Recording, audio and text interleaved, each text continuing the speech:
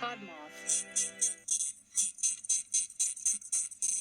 Hey Boneheads, Future Sophie here, just popping in to let you know that we're doing a feed takeover this week. We have the Bad Axe podcast filling in for us.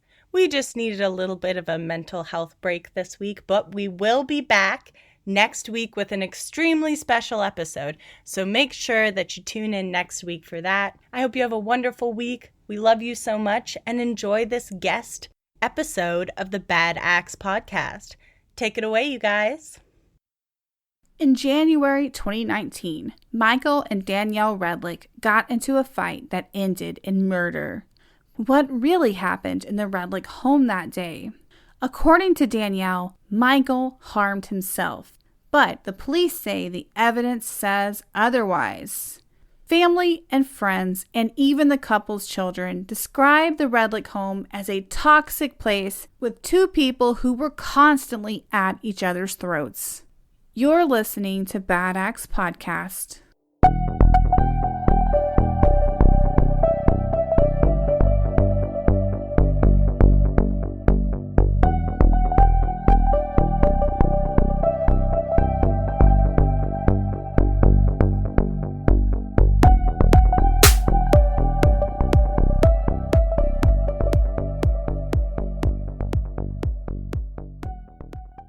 Hey there, and welcome to Bad Axe Podcast. I'm your host, Danielle Blinka. And I'm your co-host, Aaron. Bad Axe is brought to you by the PodMoth Media Network. PodMoth is home to an entire lineup of entertaining podcasts, so check out the PodMoth website for your listening pleasure. As a quick note, you can support Bad Axe and help us keep bringing you unique true crime cases by joining our Patreon at patreon.com/badaxepod. Plans start at just $1 and you get bonus content. You'll find some bonus content from prior months there already, so check it out. There's a link to the Patreon in our show notes. Now on to our case for this week. Today we're going to Winter Park, Florida in January 2019. Winter Park is a city of almost 31,000 residents in Orange County, Florida, near Orlando. The city was founded by business tycoons from up north who wanted a Florida resort town to visit.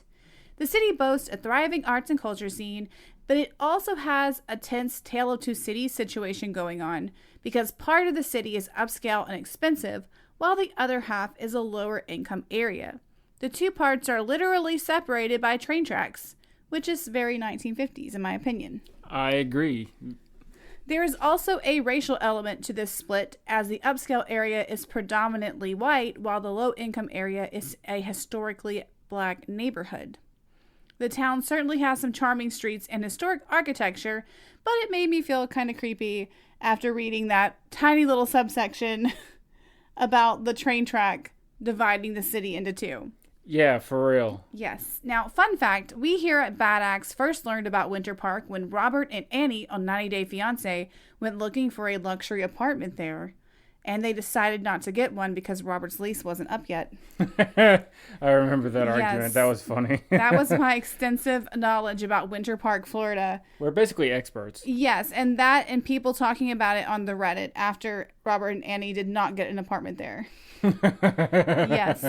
But we are going there today because around that same time, the Redlick family were living on the fancy side of Winter Park. After 17 years of marriage, Michael and Danielle Redlick were locked in a cycle of pain. 65-year-old Michael built a career as a sports executive, which sounds fabulous. I mean, it really does. I don't even know how you get a job as a sports executive. I feel like you have to know someone. Probably. Either that or you just walk up to the stadium and you're like, hello, I'm a sports executive. I'm a sports executive, yes. Well, in the past, he worked for the NBA team, the Memphis Grizzlies. Now, being honest, I had never heard of the Memphis Grizzlies before researching this story, so I looked them up to make sure that they were really a professional basketball team. I did not think they were, everyone, just being honest. I was like, that sounds made up. I don't think that's true. And so I looked it up, and it totally is a team, and I have a fun fact because in 2012, Justin Timberlake bought a minority ownership share in the Memphis Grizzlies because apparently he's a fan of the team because he is from Memphis, Tennessee. per the internet. I did not know that. Yes. And as a special note, the Memphis Grizzlies have 0 titles or championships. Yeah, that's true. That's probably why I had never heard of them. Yeah, they're not very good. So, I mean, I guess you win some, you lose some. Is it fun to work as a sports executive? Yes. Does it suck that your team is not good? Probably. Oh, yeah. Yeah, probably so. Although I guess you cash the paychecks all the same, right? Yes. After working for the Grizzlies, Michael went on to become an executive at the University of Central Florida. His position was officially called Director of External Affairs and Partnership Relations for the DeVos Sports Business Management Program. AKA, he doesn't do a lot, but he gets paid a lot? Probably. That sounds like he has an office and doesn't do office hours. Yeah, I don't have evidence of this. Yeah. But apparently it's part of the UCF College of Business, so yay. Yay. I feel like when it's business, though, that's when you see a lot of the random words, like synergy. We don't know what this is, but we feel like we are in charge of this. Yeah, it's the random, give me money, but without making me do any work. Big words, you know, it's like if we say enough big words, people will give us money and we don't have to do the work. I feel like this name of this position was just a thesaurus made it, but I could be wrong. All right, let's not. This is not what we're here for, just to like make fun of this poor guy's position and his team that lost. So he had like some glamorous type jobs, but maybe there were some holes in them. But he did make a lot of money because he bought a humongous house in Winter Park, Florida for himself and his family. Meanwhile, 45-year-old Danielle was a homemaker, so she was not working outside the home, so he was paying all these bills on his salary. So how did he make a bank to afford this house? I looked up this house, people, and we're going to talk about this in a second, but it is super glam. Now, you might note that there is a 20-year age difference between Michael and Danielle, and that's going to become relevant later, so sort of tuck that into your pocket. Now, the couple lived in a luxurious home at 1231 Temple Drive in Winter Park, Florida. The 3,500-foot Mediterranean-style home has 4 bedrooms and 2.5 baths. Its circular driveway literally has a spunky palm tree at its center. It's also across from Lake Knowles and has both a pool and a giant soaking tub. Wow. I had lust for this bathtub. Yeah, I know how much you love bathtubs. Yes, I would like a really glamorous bathtub. I do not currently have one. I have what I believe is a child's bathtub in this house, and I try not to complain about it because I'm lucky that I even have a bathtub. I know that. But it is very small and does not really fit me. So it would be really nice to have one of these soaking tubs. Yeah, if we get enough Patreon subscribers, we can buy a real nice bathtub. I don't think that's what's going to happen with that money. Okay, Aaron's dreaming over here. But one day, when we were looking at townhomes, there was one that I almost wanted to get, even though it was completely impractical, because there was a whole little like hallway space that had a tub in it. I don't know why. It was technically a bathroom, but it didn't have a regular door on it. But it had the biggest, most beautiful, most wonderful bathtub.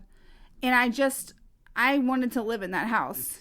The rest of the house, completely impractical. It had been remodeled and had some fundamental flaws in terms of safety and how the rooms are arranged. But this one bathtub was a selling point for me. Oh, yeah. Just like, I'm going to live here in this bathtub specifically. Well, this is the kind of bathtub that the Redlicks had. Just gorgeous. Now, after being married for 17 years, the Redlicks were far from a happy couple. Both Michael and Danielle stepped out of the marriage, and resentments built over their mutual infidelity. At one point in 2018, Danielle filed for divorce but changed her mind. The couple shared 2 children, a 15-year-old daughter and an 11-year-old son. Unfortunately, the kids had a front row seat to their parents' drama. According to the children, both of their parents were alcoholics, and both of them were toxic. They fought all of the time, and the situation in the house just became unreasonable. Not only did they argue, but their disputes often turned into physical fights, with both husband and wife striking and scratching each other. Jesus. Yes. So we're going to have a unique situation here where we have a marriage where there's definitely some kind of domestic violence happening, But it is unclear who is doing it all, because definitely Danielle is participating in the domestic violence. It's unclear specifically how much Michael participates, because there are more witnesses that saw things that she did than that saw things that he did, if that makes sense. Yeah. At least according to reports. In real life, they just may not have come forward. Yeah, that makes sense. Yes, so that's what's happening. Even their friends noticed the escalating violence. Both Michael and Danielle talked about the problems in their marriage with friends. One friend told WFTV that Michael said to him, quote, "As long as I can lock the knives up, I'm okay," unquote. That's unsettling, right? Like, if you have to tell your friend that you're good as long as the knives are locked up, then I feel like that's an unsafe situation. That is a red flag. Yeah, it's a major red flag. Exactly. It's kind of like how people say, if something ever happens to me, it's not an accident. That's a humongous red flag. Yeah, exactly. If you have to wonder where the weapons are in your house, maybe you're not safe at your house. I know, right? Just going to go out on a limb. Another friend described an incident where Danielle started kissing Michael, which seems nice, but then she switched to hitting him in the middle of the kiss. Wow. Yeah, it sounded like she lured him in with the kiss, and then when he came in to kiss her, she just started hitting him. Damn. That's not okay. That's a bait and switch. No, yeah, it's not okay at all. So that's what's happening in this house. Now, he's definitely at least yelling and being mean, but it's unclear how much he's hitting. It's possible that they're both just like going at it. For sure, domestic abuse is present in this house. The Redlick marriage reached a fever pitch in January 2019 because on the night of January 11th, the couple were alone at home together. Both of their children were at sleepovers, but they weren't exactly enjoying a romantic evening together. I'm sure that doesn't come as a surprise to anyone. No, it does not. Yes, instead, the couple were locked in one of their spats, and things were slowly ramping up. Both of them were intoxicated. Some sources said that Danielle claimed they were high, but it also appears that they had been drinking, so there may not have been any drug use, but there was definitely some alcohol use. Whether they were high or whether they were drunk, it certainly did not calm them down or chill them out, because, according to Danielle, Michael was following her around the house, menacing her. At one point, she claims that she tried to eat a McDonald's hamburger, and enraged, Michael grabbed the hamburger out of her hand and took a bite out of it. Then he blew the food back into her face.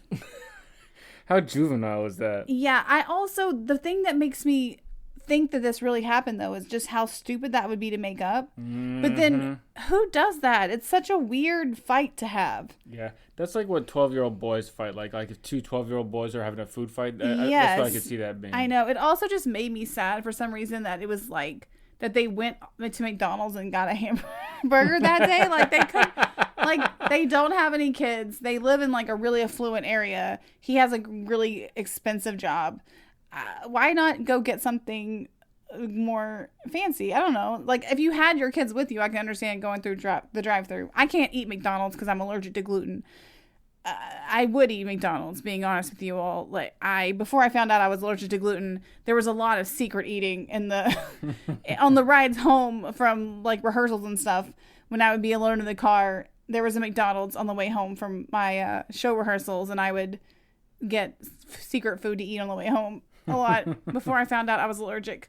But I don't know, there's just something about it being like special weekend, all alone, adult fun time, and then it's McDonald's. Oh yeah, absolutely. Maybe that's why he did this.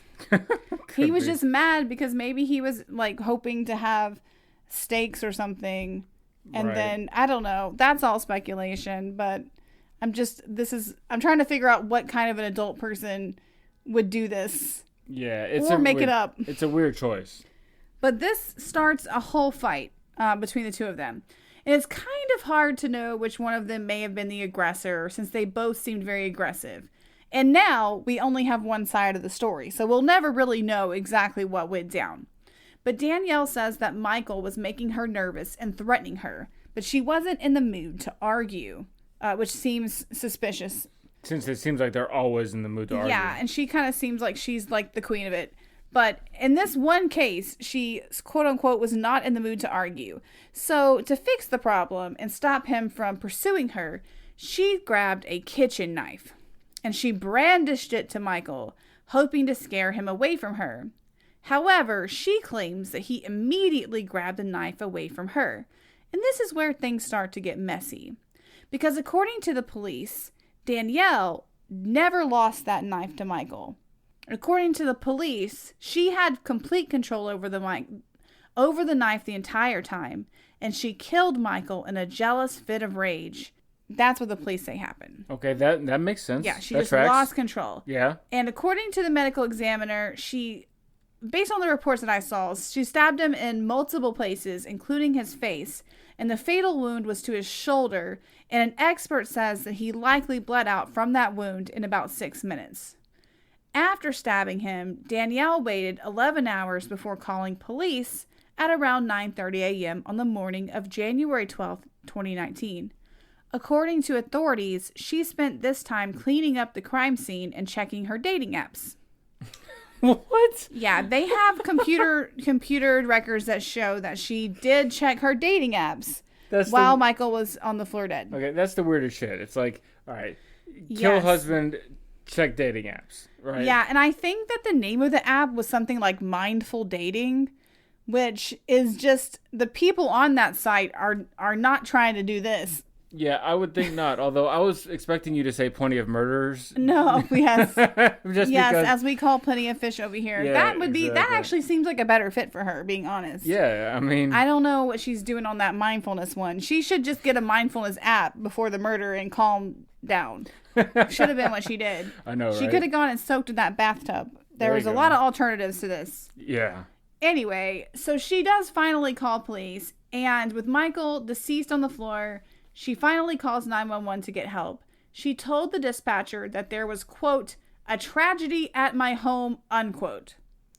Then she told the dispatcher her husband was dead and he might have had a heart attack. Wait, what now? Yeah, now I have some questions. Because first, does she think that heart attacks cause massive bleedings and open wound? Sorry, does she think that heart attacks cause massive bleeding and open wounds?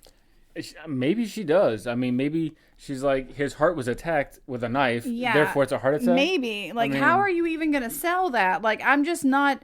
That part was weird to me because she initially says it's a heart attack, and that is just so stupid. I don't even know how you plan on making that work, hun. Yeah, because, like, the cops are going to show up, and, like, the first thing they're going to realize is, this ain't a heart attack. Yeah, I mean, he's literally stabbed. Like, I don't know. Like, heart attack victims don't usually have giant holes in them. Exactly. I mean, at least all the dumb people that kill their spouses and then try to pretend that someone broke in, at least they blame someone else. I mean, yeah, they're going to get caught because nobody breaks in, kills your spouse, and then leaves with nothing. That's not how it works. But at the same time, I mean, at least they tried a story that made sense. Yeah, they at least tried something that could potentially be true. I'm not in favor of people getting away with any sort of crime, but I do feel like people should try harder when they make up these stories. Agreed. Keep it interesting, you know? Yeah, at least try to make these stories up. You're just basically calling us all stupid when you tell these dumb stories. Agreed. Now, at this point, she must have realized how stupid the story was because she quickly changed to a new, even wilder story. Really? Yes, because when pressed, she admitted that her husband died the night before her call after an altercation because the 911 operator had some questions about why she thought he was dead, like when this incident happened. And so she admitted that instead of happening at 9:30 a.m., it had happened closer to around 10:30 p.m. However, she still did not admit to killing him. Instead, she said that he stabbed himself. Wait. What? Yeah, she said he stabbed himself. And then the dispatcher asked, well, is he dead because of a heart attack or because of a stabbing?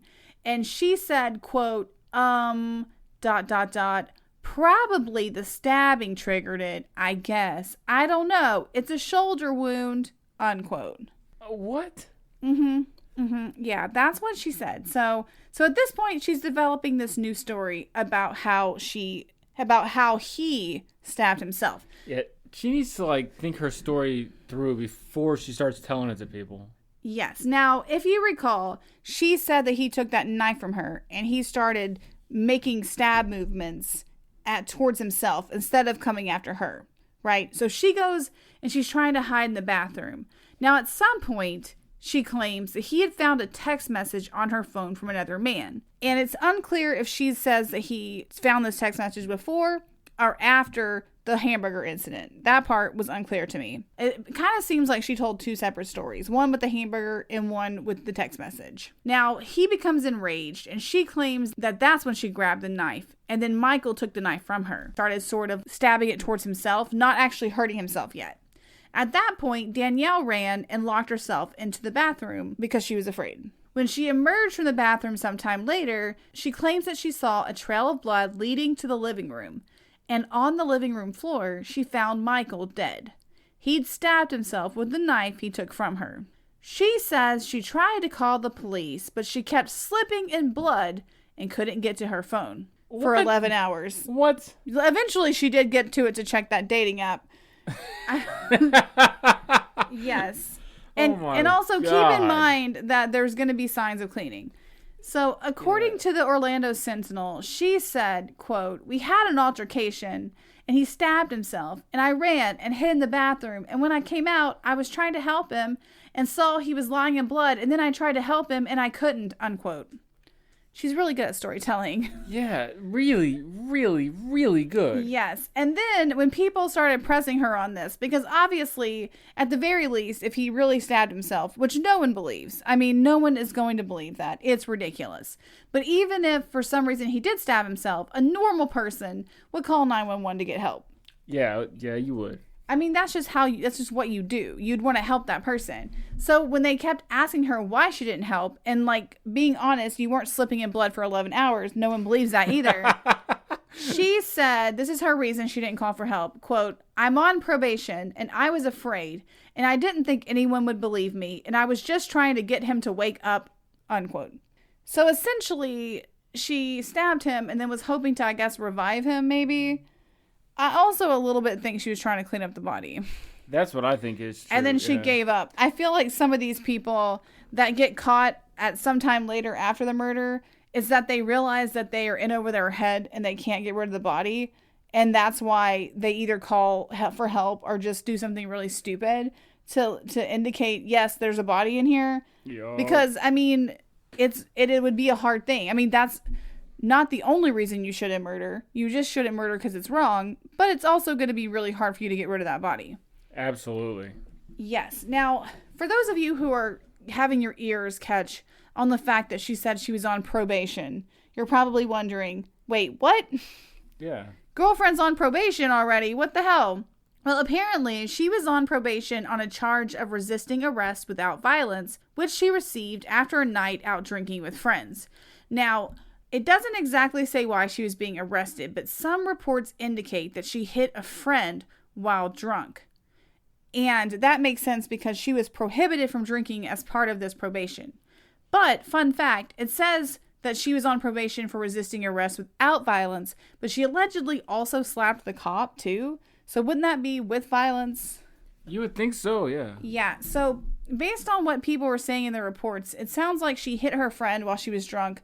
The cops had to intervene. They were going to arrest her because she was drunk and disorderly. She tried to get away, and then they ended up arresting her and then just charging her with resisting arrest. Yeah.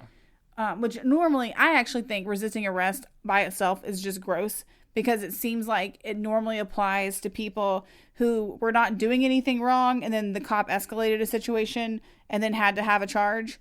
But in this case, it does sound like she actually did something, which was slapping her friend. And her friends did say that she was an alcoholic, and that kind of stuff happened a lot. Additionally, WFTV reported that she told the 911 dispatcher, quote, "He was screaming stuff about how he was going to send me to jail and all this stuff. I was just trying to stay away from him," unquote. She also claimed that he'd been abusing her for 2 nights in a row. However, I mean, it's kind of hard to be on her side, just being honest, because she has some lying issues with some of this stuff. And she literally murdered him. Mm-hmm. And honestly, seeing pictures of them, I'm having a hard time believing. I don't know. It doesn't seem like he would win a fight, even with her having a knife, just being real. Yeah. Like, based on their sizes. Even with, I know he's in his 60s, but he wasn't like an old 60. If you see pictures of them, he was a younger 60. Yeah. I don't know. It's hard to really know who to believe here, because I definitely think that she is all kinds of wrong. But I know that sometimes people reach their limit when they're being abused as women. I just don't know if I completely believe that he was the abuser in this situation. Yeah, agreed. I mean, based on what we know, it seems like there's at least some reason for doubt. Yeah, and I mean, she had struck other people. So, I don't know. Let's kind of not make any hard decisions based on what we believe yet. Yeah. And learn some more facts. Now, whenever the officers responded to the scene after that 911 call, they found a very chilling scene. Danielle answered the door covered in blood, and Michael lay in a pool of blood on the floor. Bloody towels surrounded his body like someone had tried to clean up. A trail of blood led from the body to the Redlick's master bedroom as well. At the scene, police recovered a bloody knife lying on the tile floor just outside the bathroom. They found 2 more knives in the sink. All 3 were tainted with blood. Suspicious. Very. Additionally, circular blood smears covered the floors of the living room, hallway, and bedrooms. Beside the home staircase, officers found a 5-gallon bucket of blood-tinged water and a pile of wet towels. The rooms smelled heavily of bleach, and police believed that Danielle had tried to clean up the scene. Memento mori, an object serving as a warning or reminder of death. Death is inevitable, but how it happens can be tragically unfair. It can be dark, cruel, hateful, or just plain bizarre. I'm Megan, and I'll be your guide through these stories of chaos and devastation. Come listen as we dive into all types of true crime cases and learn about the evil that lurks among us, as well as the victims that deserved none of it. Join me every Monday for a missing person minisode, and every Thursday for a regular episode. You can go to mementomoripod.com for more information. Monsters are real, and they look like people.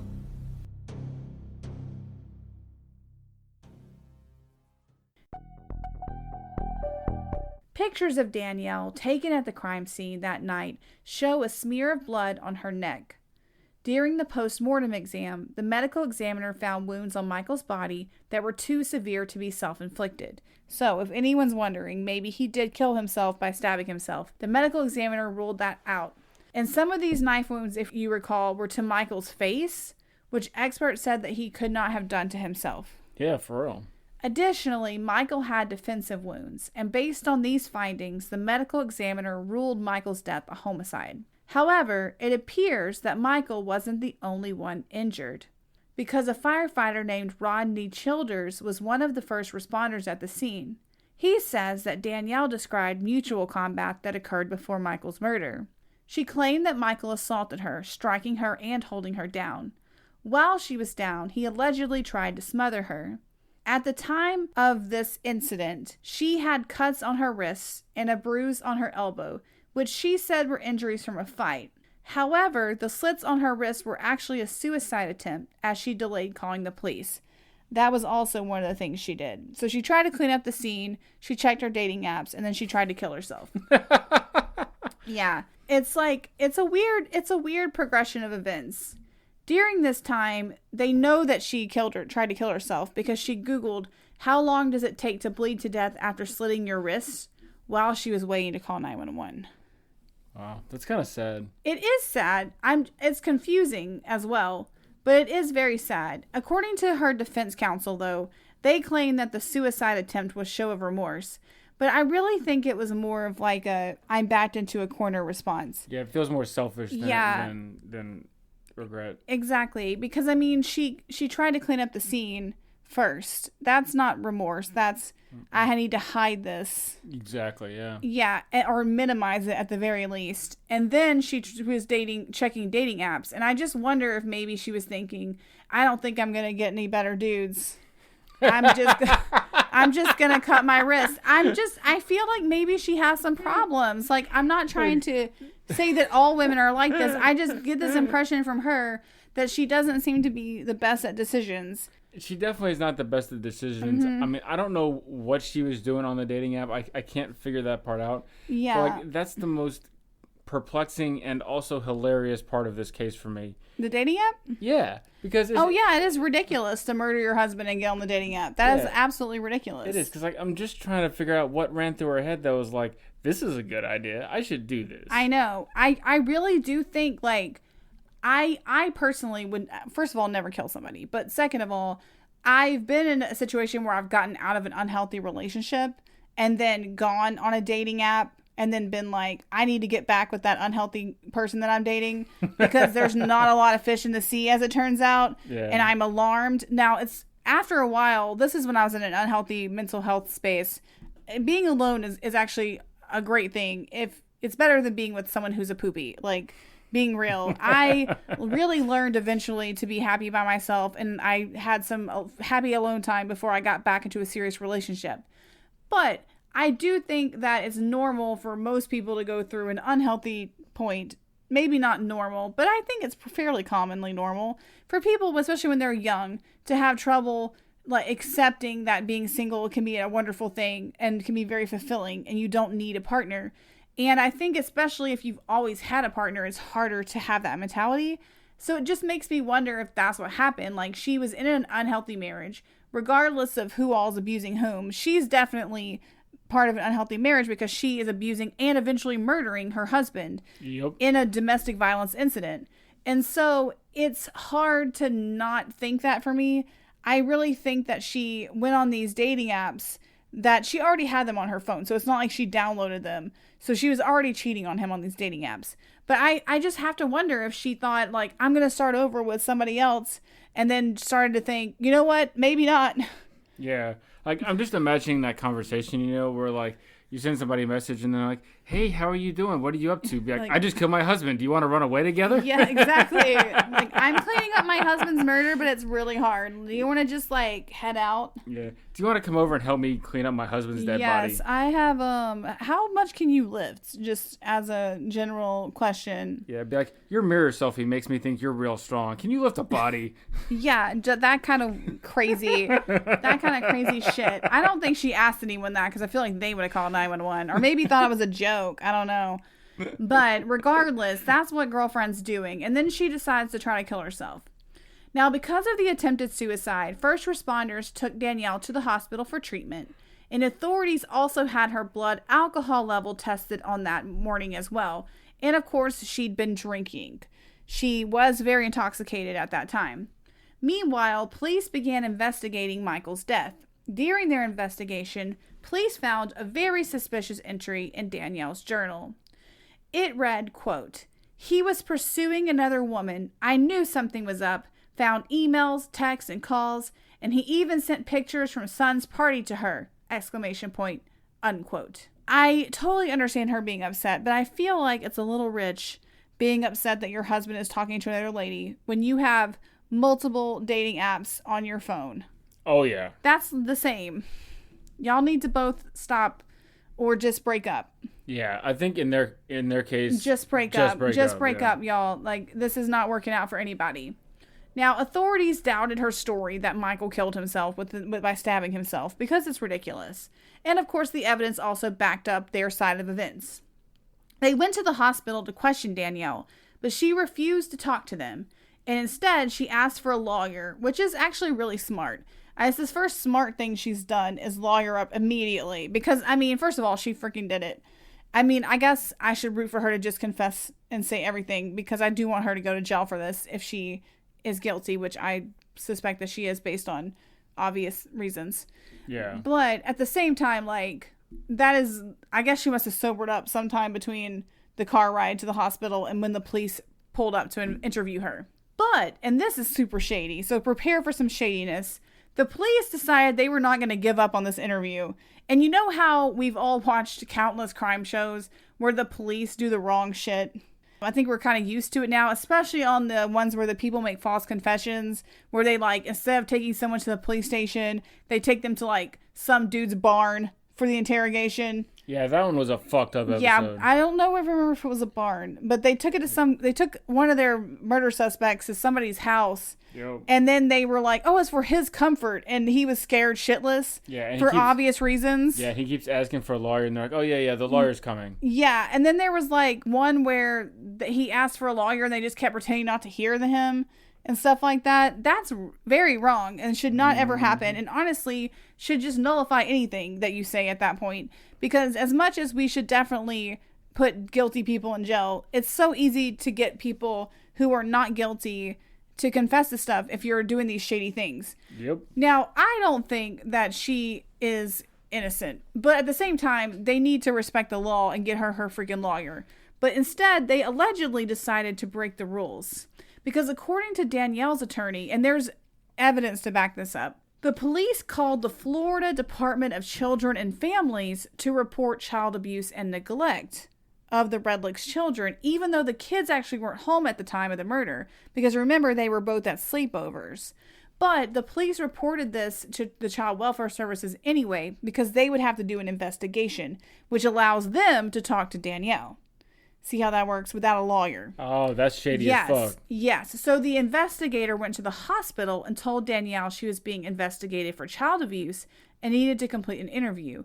And this investigator collected statements from Danielle about the crime and turned it over to police. Yeah, that's shady. Mm-hmm. And just in case you were wondering if it was on the up and up, right after the interview, the investigator closed the case because the children were out of the home at the time of the crime. Convenient. Yeah. But the investigator, I think she even got it on tape. The investigator did a whole interview and got her statements on how Michael allegedly stabbed himself and the whole incident. I think the McDonald's burger incident was in there. A lot of the things that are in the official, like, publicized reports are from that interview. Wow. Yeah, and obviously that is not okay for the police to cheat and send someone else as their representative. That is obviously not acceptable. Yeah. Also, why did they need to cheat in this case? Like, if this feels like cheating on, like, easy mode, you know what I mean? Like, yeah, I mean, to be fair, is anyone really going to believe that that man stabbed himself to death? No. That's exactly my point, you know? It's like cheating on a test in, like, the easy class where you would definitely get an A. Exactly. And then you're going to cheat anyway. It's like, what are you doing? What are you doing? So, Danielle's lawyers filed a motion in December 2020 to exclude information gathered by the DCF investigator. It's unclear what's happening with that motion. But I do have a bit of a bombshell, and it's the reason why this case caught my eye, because I had been looking for some cases with a major secret that was pertaining to a murder. Like maybe a secret caused the murder, or there was a secret about the murder. But we have a secret here that really doesn't seem to cause or be a part of the murder, but is still a bombshell.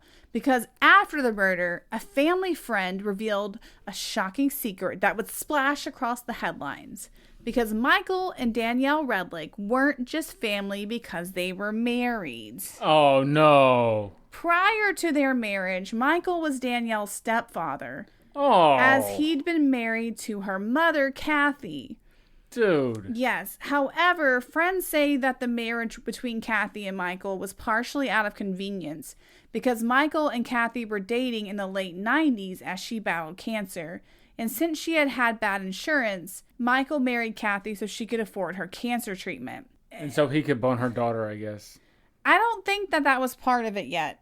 I would hope not, because I'm assuming she's still a child at this point. I don't think she is. I think she might have been an adult, because they were married for 17 years, and they got married 3 years after her mom died. So, like, she would have been 25 when her mom died. Okay, so she was a good adult then. Okay. I think she was in her 20s, maybe. It's just weird, though, to me. And he was dating her mom. That still makes it... I still feel like that's weird. Oh, And then he was her stepfather for a part of it. I'm not sure how long he was her stepfather, because they were dating in the late 90s. And this case happened in 2019. So, yeah, she probably would have been in her 20s. Yeah, so still an adult. So that's... It could have been worse, I guess, but... Yeah, I mean, it is kind of weird. Oh, yes, because Kathy died in 1999 from the cancer. And then Michael married Danielle 3 years later. Yeah. So it's still weird. I'm not wrong about this. You are not, no. I also just want to note that I feel like it's really gross that people can't get treatment for cancer. Like, I cannot believe that there are people that are okay with people dying from cancer because they don't have enough money to pay for treatment. That's crazy. I know it. That's crazy. Yes, it is. Okay, but I think that she did get her treatment. It's just that her cancer is really bad. All right, so after all this is said and done, authorities arrested Danielle a month after the murder. They charged her with second-degree murder and tampering with evidence, and she pleaded not guilty. Circuit Judge Tanya Davis Wilson remanded Danielle to prison while she awaits trial. In February 2020, prosecutors offered Danielle a plea deal. The plea was a charge of manslaughter with a sentence of 126 months, which works out to 10.5 years. And I kind of get why she turned it down, because she plans to argue self-defense because she claims that he tried to strangle her. And if that's true, I can definitely understand turning down 10 years because you might get self-defense. But I do think that it's going to be hard for her to convince a jury just because of the fact that there's so many stories about her abusing her husband in the past. And it's just, I don't know. I think it makes it harder to believe that she was just, like, she wasn't doing anything that was precipitating anything that he did. I don't know if that makes sense. No, it does. Yeah. Like, it's not okay for him to put his hands on her regardless, but it's also not okay for her to put her hands on him either. Exactly. It's like, the rules apply to everyone. And just because she is the wife in this relationship, it doesn't make it acceptable for her to assault him. That's right. Regardless of what exactly evidence she has on her side, in early March 2020, a judge did rule that Danielle can claim self-defense at her trial. I did not realize that the judge could tell you no. People should just be able to claim self-defense, and the jury should figure out if they believe it or not. Agreed. I mean, there's definitely bullshit instances that we see where people obviously were the aggressor in a situation and then claimed self-defense. But I still think that the people should get to argue it and let the jury decide. Yeah, I agree. Anyway, well, prosecutors had argued that she shouldn't be allowed to claim self-defense, though, because they actually used the argument that she won't admit to stabbing him. So they're like, well, if you didn't stab him, it couldn't be self-defense. And I do have some worries that these prosecutors might not be very good. Just based on that, based on the fact that they were going to go with that, like, this technicality shows, like, I don't think the jury is going to be like, oh yeah, you guys, that was super clever. I don't think that's going to work. Agreed. Just saying. Okay, so Danielle did plan to argue that Michael had been intoxicated at the time of the murder, and that she also wanted to bring up prior aggressive acts that he allegedly did as part of her self-defense claim. But the judge actually ruled against that. Now, one of these acts, which kind of makes him seem like he might not have been exactly the innocent party here, is that after the crime happened, a woman came forward and accused Michael of raping her. But this information won't be presented at trial. And part of that's because Danielle didn't know about it. So the judge ruled that she couldn't be afraid that he would hurt her based on that story just because she didn't know about it. Makes sense. Which kind of makes sense. Because the idea is that she would have to have a fear of her husband that made her stab him. At the time that we are recording this, both of the Redlick children are expected to testify against their mother. And at this time, any visits that she has with them are supervised. Danielle is yet to go to trial, as her trial has been postponed due to the COVID-19 pandemic, much like all of our lives. But there are bright spots in this tragedy. In an act of kindness, Michael's co-workers organized a fundraiser to help pay for the Redlick children's college expenses, which I thought was nice. That is nice. Yes. We will also be keeping you updated on what happens with Danielle's trial. I actually set a Google alert so that it would give me any updates that come out. So when she does eventually go to trial or take a plea deal, hopefully we'll be able to give you guys an update on that. Or hopefully we'll be able to give y'all an update on that and see what happens. I have a feeling how this is going to go because of the obvious direction of events, but we never know. Anything could happen. That's right. It's Florida. Indeed. It's Florida. All right. Well, if you enjoy Bad Axe Podcast, please rate, review, and subscribe. You can also follow us on social media. We are most active on Instagram, but I've been doing a really superb job of posting the Instagram content to Facebook and Twitter as appropriate. So wherever you are most comfortable, we should be there. Our handle is @BadAxePod. You can also send us an email with your suggestions, your feedback, your compliments, your whatever, angry feedback. Our email address is badaxpod@gmail.com. And Aaron is going to tell us about our website. We have a wonderful website for you. You'll really like it. Go check it out. It's badaxpod.com. Yes, it is. Well, thank you for listening. Have an amazing week, and we will see you soon. Bye-bye. Bye.